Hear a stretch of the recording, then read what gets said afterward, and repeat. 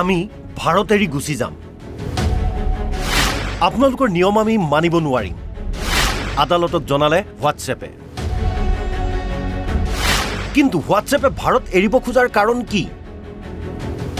দৰাচলতে 2021 ইনফৰমেশ্যন টেকনলজিৰ এক নিয়ম অনুসৰি সোশ্যাল মিডিয়া প্লেটফৰ্ম আৰু মেছেজিং এপ ব্যৱহাৰকাৰীৰ সেট ট্ৰেছ কৰা আৰু প্ৰথম সেণ্ডাৰক চিনাক্তৰ ব্যৱস্থা কৰিবলৈ কোৱা হৈছিল সহজ ভাষাত ক'বলৈ গ'লে ব্যৱহাৰকাৰীসকলক প্ৰথমবাৰৰ বাবে কোনে বাৰ্তা প্ৰেৰণ কৰিছে সেইটো জানিবলৈ বাৰ্তাসমূহ ট্ৰেছ কৰিবলৈ কোৱা হৈছিল 2021 চনৰ 15 ফেব্ৰুৱাৰীত চৰকাৰে এই কথা ঘোষণা কৰিছিল ফেচবুক ইনষ্টাগ্ৰাম হোৱাটছএপ টুইটাৰ আদিক এই নিয়ম পালন কৰিবলৈ কৈছিল কিন্তু হোৱাটছএপৰ পেৰেণ্ট কোম্পানী মেটাই কেন্দ্ৰীয় চৰকাৰৰ এই নিয়মক প্ৰত্যাহ্বান জনাইছিল আৰু দিল্লী উচ্চ ন্যায়ালয়ত এই গোচৰ চলি আছে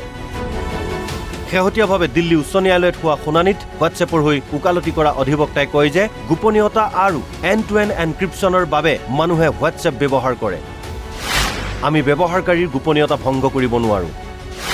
যদি চৰকাৰে এই নিয়ম মানিবলৈ কয় তেনেহলে হোৱাটছএপে ভাৰত এৰি গুচি যাব লগতে উল্লেখ কৰে যে চৰকাৰৰ নিয়ম মানিবলৈ হলে আমি গোটেই শৃংখলাটো ৰাখিব লাগিব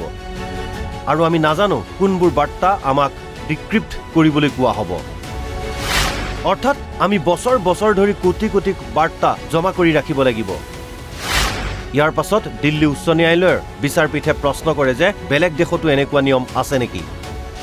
ইয়াৰ প্ৰত্যুত্তৰত হোৱাটছএপে কয় যে বিশ্বৰ কোনো দেশত এনেকুৱা নিয়ম নাই অহা 14 আগষ্টত এই বিষয়ক লৈ পুনৰ শুনানি হ'ব আৰু সম্পূৰ্ণ শুনানিৰ অন্ততহে জানিব পৰা যাব ভাৰতত হোৱাটছএপ থাকে নে নাই হয়তো ভাৰত এৰি গুচি যাব পাৰে হোৱাটছএপে আৰু তেনে পৰিস্থিতি হলে ভাৰতত বন্ধ হৈ যাব পাৰে হোৱাটছএপ লগে বন্ধ হৈ পৰিব কোটি কোটি লোকৰ WhatsApp account news desk Assam live 24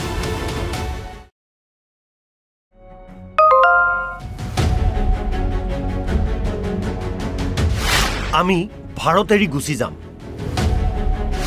আপোনালোকৰ নিয়ম আমি মানিব নোৱাৰিম আদালতক জনালে হোৱাটছএপে কিন্তু হোৱাটছএপে ভাৰত এৰিব খোজাৰ কাৰণ কি দৰাচলতে 2021 ইনফৰমেশ্যন টেকনলজিৰ এক নিয়ম অনুসৰি সোশ্যাল মিডিয়া প্লেটফৰ্ম আৰু মেছেজিং এপ ব্যৱহাৰকাৰীৰ সেট ট্ৰেছ কৰা আৰু প্ৰথম সেণ্ডাৰক চিনাক্তৰ ব্যৱস্থা কৰিবলৈ কোৱা হৈছিল সহজ ভাষাত ক'বলৈ গ'লে ব্যৱহাৰকাৰীসকলক প্ৰথমবাৰৰ বাবে কোনে বাৰ্তা প্ৰেৰণ কৰিছে সেইটো জানিবলৈ বাৰ্তাসমূহ ট্ৰেছ কৰিবলৈ কোৱা হৈছিল 2021 চনৰ 15 ফেব্ৰুৱাৰীত চৰকাৰে এই কথা ঘোষণা কৰিছিল ফেচবুক ইনষ্টাগ্ৰাম হোৱাটছএপ টুইটাৰ আদিক এই নিয়ম পালন কৰিবলৈ কৈছিল কিন্তু হোৱাটছএপৰ পেৰেণ্ট কোম্পানী মেটাই কেন্দ্ৰীয় চৰকাৰৰ এই নিয়মক প্ৰত্যাহ্বান জনাইছিল আৰু দিল্লী উচ্চ ন্যায়ালয়ত এই গোচৰ চলি আছে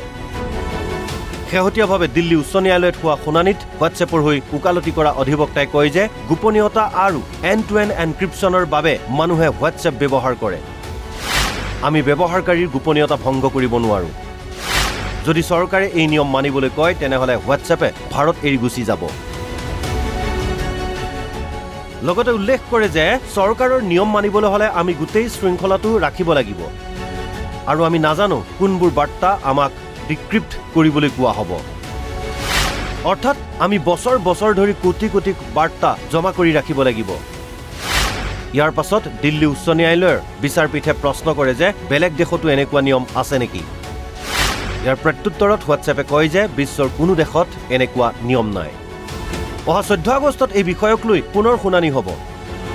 আৰু সম্পূৰ্ণ শুনানিৰ অন্ততহে জানিব পৰা যাব ভাৰতত হোৱাটছএপ থাকে নে নাই হয়তো ভাৰত এৰি গুচি যাব পাৰে হোৱাটছএপে আৰু তেনে পৰিস্থিতি হলে ভাৰতত বন্ধ হৈ যাব পাৰে হোৱাটছএপ লগে বন্ধ হৈ পৰিব কোটি কোটি লোকৰ WhatsApp account news desk Assam live 24